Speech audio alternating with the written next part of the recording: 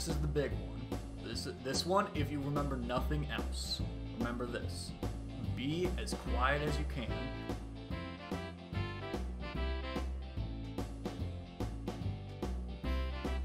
Well, seeing as I'm currently working under Miss Lydia over there, she kind of calls the shots. So if you folks are working with her, then it seems we're gonna have a bit more time spent together. And by that same token, it might behoove you all to understand the wastes just a little bit better. So, I could not agree more thoroughly. Yes. Same. So Norak pulls out his notebook, gets to a new page, licks his feather, and is ready to start taking notes. Not the tip of the quill, mind you, the actual feather. Oh yeah, tasty. It's an orcish tradition. It's like a good luck thing for orcs. Of course, orcs would have good luck things around note taking. Yeah. Well, to begin, chaoticness of this land, as it doesn't function. It's honestly, it's fucking chaos. There's no better way to tell. There's a bit of a rhyme or reason you can sometimes pick up on if you've been here long enough and start to notice the signs. But what happens on any given night, throughout any given day, it's going to be crazy. You're simply not going to be able to plan around it, so there's no point in doing so. But there's a handful of things. Notably, if you start hearing music, cover your ears if you can. It's not always bad, but it's been bad before. If it starts raining fire, get under a rock. If the rocks start attacking you, don't hide under the rock. These easy so far? I just have one quick clarification. What sort of things happen if you hear the music? I don't quite remember. And that in itself is a problem, because I got a mighty good head on me. He woke up on the other side of Nova Scotia. All right, good to know. Now let me be clear before this. I don't want this to be... This is a dangerous place. There's ways to manage that. With the music, if you're stuck hearing it, you're not fucked immediately. And I've had... When I was just getting here and getting used to things, I listened to it. Honestly, it's nice, and I had some nice dreams. It's just a matter of being careful, sticking to what you know. Anything that can happen, anything that's new and doesn't seem ordinary, try to make sure you're in a position to not have to deal with it. That is the most important lesson you can take out. Second, animals. Assume everything wants to kill you. Without fail. Frank had already been writing a list, and then he just said 2, and he's like, oh shit. And he just writes 2 on a big page and then flips it. Now, there's a handful of monsters here. He starts going down just kind of a list of a bunch of monsters. Like these massive frogs with just tusks. He actually goes over that weird pebble thing that screamed. Yeah, that one there is called a screecher. It's pretty much harmless in itself.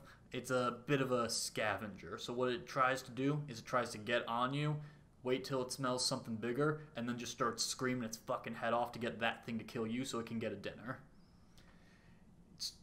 It's a tricky bastard, but honestly, you can crush him underneath your heel. It's just a matter of making sure of it. Make sure, every now and again, make sure you do a screecher check. Also, check for ticks. Don't want Lyme disease. Don't want it. It's real bad out here. You don't want Lyme disease. It's bad. As Tobin is talking, Ode will kind of scooch over to where Morak is writing notes and peek at his notes to make sure they're appropriate, because she knows she should be writing this down, but won't if Morak seems like he's taking good notes. Morak takes very good notes. Perfect. Anyway, so that's why you should make sure to check for ticks. Now, this is the big one. This one, if you remember nothing else, remember this. Be as quiet as you can. Talking like this is fine. If anyone shouts, you get the hell out of there, or you make a noise and then somewhere else, and then get out of there. Those canyon makers I was talking about, they will come all over just to figure out what the hell that noise was, and you do not want to tangle with them. They are bigger than you. They are stronger than you. That's for shouting? Basically, if you get a big bang somewhere, if something that would cause a whole lot of ruckus that you could hear out a bit of a ways. Ode pointedly looks at Zeka's metal armor, and her mouth thins, but she doesn't say anything.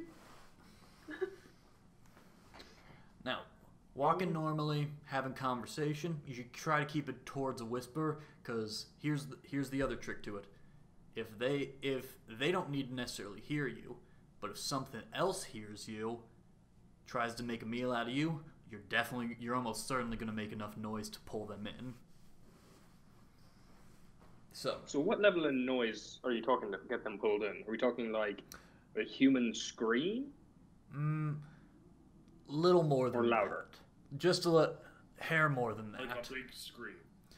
So like just loud enough that my minor illusion won't be able to pull them away.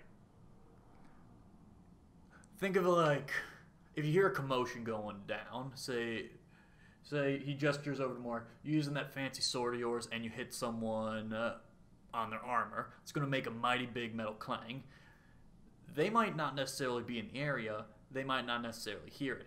Something for damn sure is going to hear it, is going to come this way, and you're going to have to deal with that. Basically, the more noise you make, more likely it is that eventually one of them is going to hear you. And they are all over the Moray place. chimes in, and he's just like, well, thank God when I fell earlier, I fell into a weird gravitational upward pull. You had to deal with one of those weird ground gravity with all my fissures. Yes. Thank God when I was violently vomiting last night, I Did did it it quietly. right, guys? So quiet with it, it's like we forgot you were vomiting. And Morak looks towards the other group like, You were vomiting last night? You know, it was so looks quiet I didn't even ridiculous. notice. Well, Yeah. it seems like that was a mighty good coincidence, you fuckheads. No, I was saying like she probably wasn't vomiting loud enough to. In any case, she's trained in the way of shadow vomit. actually, that's a capstone ability for her. Yeah, I have it's the proficiency in ultimate- stealth.